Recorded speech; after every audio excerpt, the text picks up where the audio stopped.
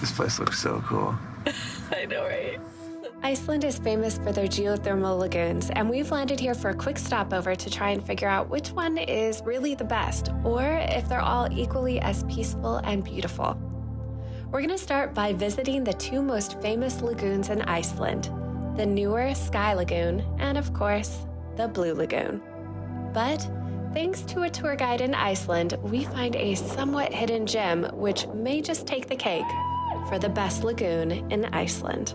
We're Brian and Crystal, and this is Vanhalla Adventures.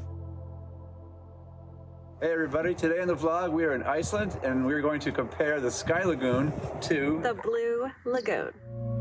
During this video, we're going to be comparing the facilities, the overall vibe of the place, the cost, the landscape, and our just overall experience.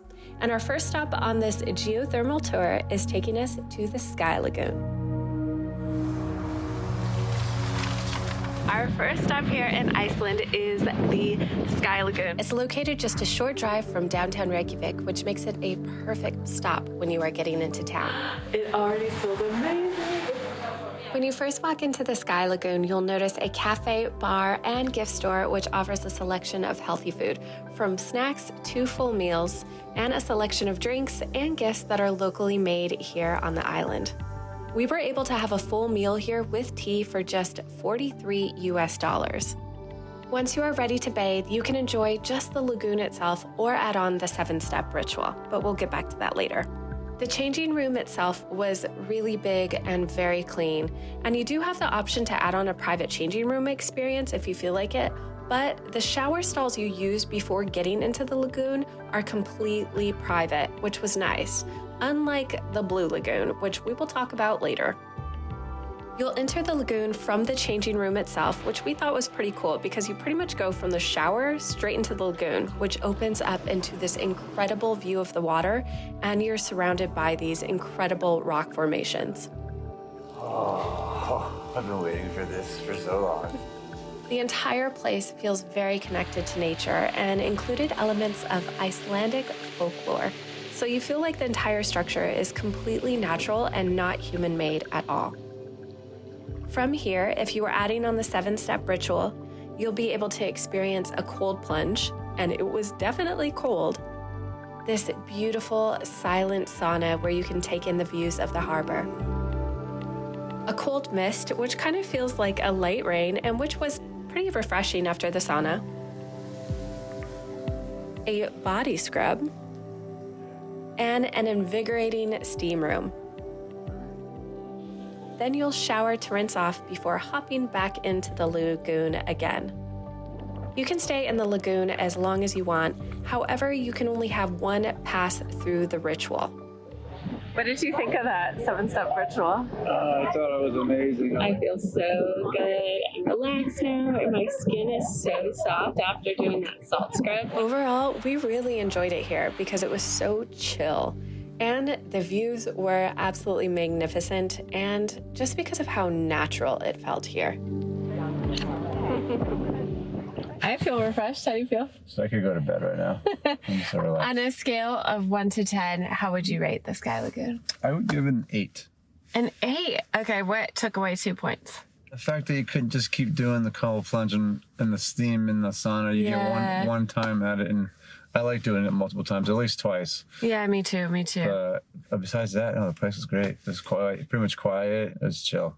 I like that it was quiet. I like that you couldn't see anybody because there was so much like steam and fog because it was like so thick, so you couldn't really see anybody, so it felt like nobody else was there. And it was just really nice in there. It was super like a Scandinavian spa. That's what it felt like. And I liked it because it was more of like an adult type situation. It wasn't like a lot of no riffraff. Yeah, it was only adults, so that was nice. Yeah. Okay, there you go.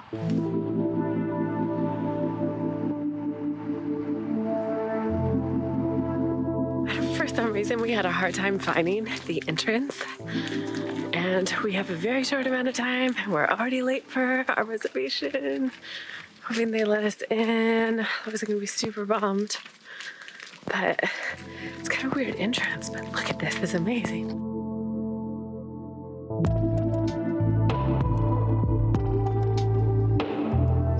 The The changing rooms and the showers in the Blue Lagoon are not private at all, so keep this in mind if that's important to you. The color of the water here is absolutely incredible, and there is a lot of room to spread out, but that's pretty needed due to the high amount of people that come here daily. However, we had plenty of room to just kind of swim about and hang out by ourselves. The color of the Blue Lagoon is due to the way that the silica within the water reflects sunlight. That's cool. Yeah. The face mask experience while bathing was pretty unique to this place, and we both loved this aspect of our experience. How does it feel? It's soft and smooth. Yes. There's multiple different exfoliants over there. Oh. You can get, but this is the one you get. It's kind of like the entry fee for paying for admission, but there's extra fees you can pay to get different. Oh, with your wrist I think band? so, yeah. From the time we entered the Blue Lagoon until we left, I can say that the whole experience felt pretty corporate and cold. While the water itself is absolutely spectacular, it felt pretty disconnected from nature at the same time. And I know a lot of people may not appreciate that feedback, but that was just our experience. The steam rooms and sauna were both really nice, but they were crowded, which kind of took away from the experience. But on a different note, if you're looking for a social experience, I think this would be great. Didn't have much. It looks like the restaurant only opens at 11:30, so I got some what I think is mixed nuts, some chocolate bars, and some vegan sushi. So my little lunch here of just the vegan sushi, 2 chocolate bars, a soy milk latte, because they couldn't do oat milk, and then some mixed snacks was $61 US. That kind of seems insane to me on the price. Especially since this vegan sushi doesn't have like fake meat or anything. It's just like very little vegetables. It's pretty much just all rice. What'd you get? I was able to get some avocado toast, some water, and Americano. Ooh. Yeah, this isn't even real avocado. It's like some like Taco Bell type, out of a squeeze bottle type stuff, green stuff. I don't know what it is, but it was very expensive. Okay. So final thoughts on the Blue Lagoon. Very much touristy, overpriced. Even the cafe was like ridiculously expensive, and it wasn't even good quality food. It was kind of crap, not healthy compared to like the other places we were at. But things I did like, you could go in to the steam room and sauna as much as you wanted. Yeah, that was cool. The mud mask was cool to try. I thought that was really cool. I think the walkway that we're on right now, to go back to the car, like things like that, and that there's a hotel right here to stay at is cool. Yeah. And a tourist bus just rolled up too, I'm noticing. Bus loads of people here. Busload.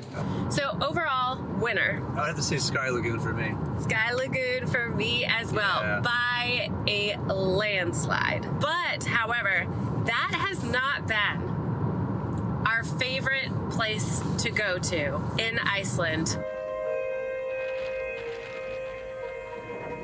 This whole place is just a vibe.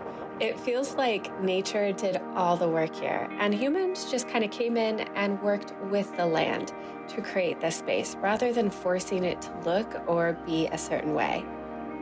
Because it is located in a fjord, the winds definitely picked up while we were here, but for us, that was part of the allure. The mountains tower above, and the whole experience just felt primal. Even the way they built the facilities and structures around the springs. This cafe has a limited selection of food, but the food they have here has been expertly crafted with intention to detail. This is probably the most creative tasting soup I've ever had in my life. The changing room was small, but had individual stalls for showering and led directly outside, so you definitely have privacy. There are multiple soaking pools here, and you can even dip directly into the water on the fjord. Or if it's high tide and the wind is crashing over like it did when we were here, there is a pool that gets filled with seawater that can get pretty cold, though really refreshing. That actually feels really good. My temperature feels super regulated right now.